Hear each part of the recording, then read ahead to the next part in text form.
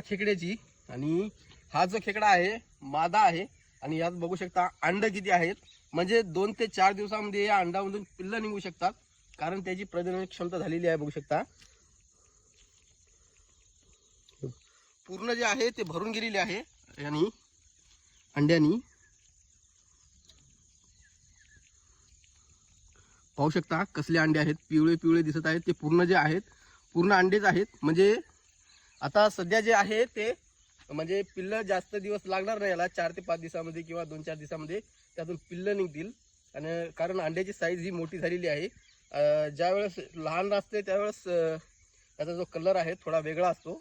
आणि आता बघू शकता मोठी अंडी झाली आणि 400 ते 500 अंडी आहेत यामध्ये.